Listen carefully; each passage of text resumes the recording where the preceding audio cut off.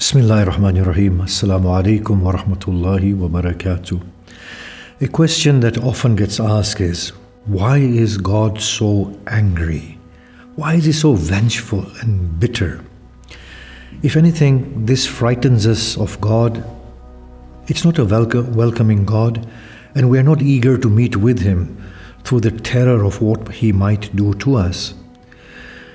If you look at the descriptions of hellfire within the Quran and the torments described about hell, it is enough to frighten anyone away from God.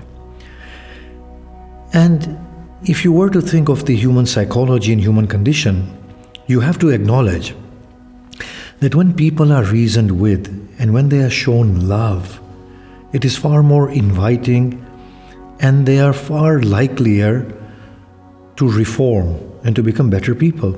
Why does God display such an angry nature? Now we have to actually see the Quran in its entirety and the communication of God in its entirety. First and foremost, look at the context in which the Quran has been revealed.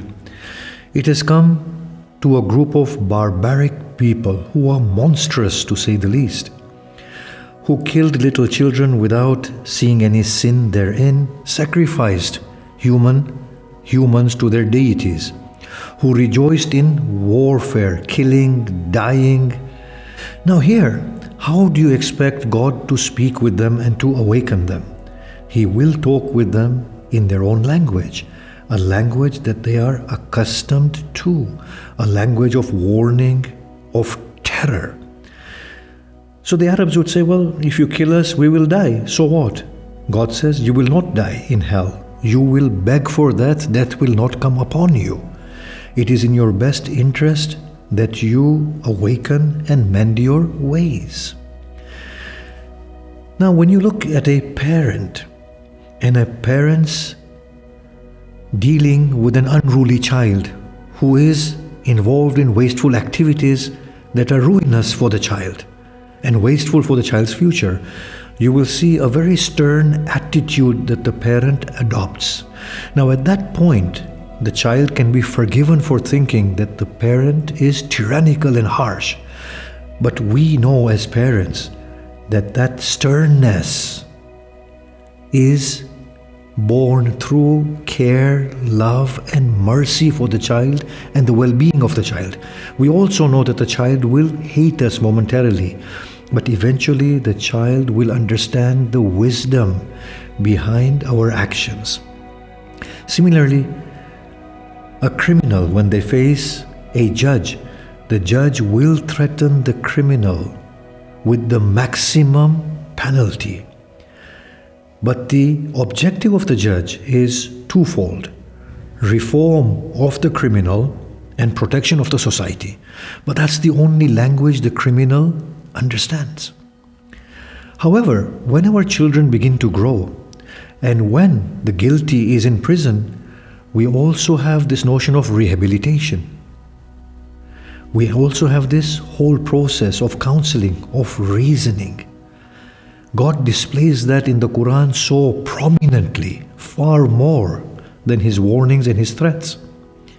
He says, do you not consider the rising sun, the sailing ships, the blowing winds, the flying birds?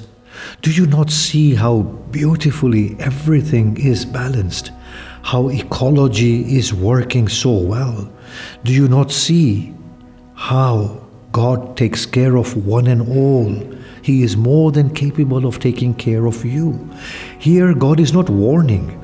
He is addressing a higher mind, a mind who has come out of a juvenile type of mentality, who has matured, who is beginning to think, a mind who no longer needs to be warned, a mind that has acquired a state of some nobility.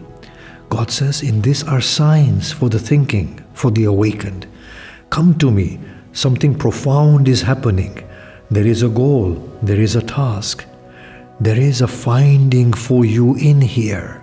You need to elevate yourself and evolve beyond the position in which you are. This is what we do with our children as well. We tell them, look, if you study, you will feel you have achieved something. If you don't study, you will regret for the rest of your life that you had the aptitude and you wasted it. If you study, a good life awaits you. We no longer threaten children to study. We reason with them. We appeal to their sense of reasoning. Then, when a person matures and this existence deepens within, and they arrive at that ripened state of nobility, God no longer invites them to think. God talks with us at the level of love, at the level of our nobility, at the level of friendship, at the level of care. How wonderfully God says in the Quran, Ya ayyuhal insan, ma gharraka bi rabbika al-kareem alladhi khalaqaka fasawwak. O human, with such care, with such respect, O human, what has deceived you concerning your kind, benevolent, merciful God, who created you, who set you upright, who balanced you? Here is the talk of love, of nobility. And this is exactly what we do. We enact the nature of God within our lives. When we talk at the level of love, we'll say, look, this is very disappointing. It is beneath your prestigious state. Did you not once think how much it will hurt me when you do this? Here we are no longer incentivizing them with paradise. Here we are talking through a state of love. So Allah subhanahu wa ta'ala displays all these levels of communications.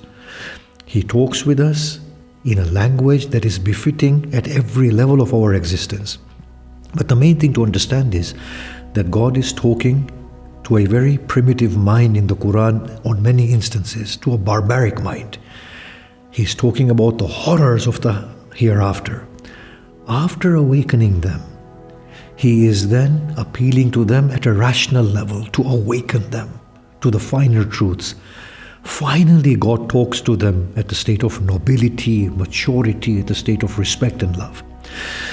But in all of this, God states very, very clearly that, O you who believe, do not despair of the mercy of God, for God can forgive all sins for one and all. So He incentivizes. So even in that stern tone, He gives that hope. Then again, Allah subhanahu wa ta'ala says in the Quran, do not fornicate, do not kill, do not cheat in transactions. If you do that, you will have double share of the punishment. But then He makes a proviso. And He said, but for those who revert from their ways, repent and do righteous deeds, Allah will turn all their evil deeds into good deeds. Now, having stated all of this, I admit that even at this age, sometimes I need shocking reminders to bring me out of my state of heedlessness and to make me mindful again that this life shall not endure and we are going onwards to a life that is far more enduring and we cannot waste our time. Such is our human condition. Wassalamu alaikum wa rahmatullahi wa barakatuh.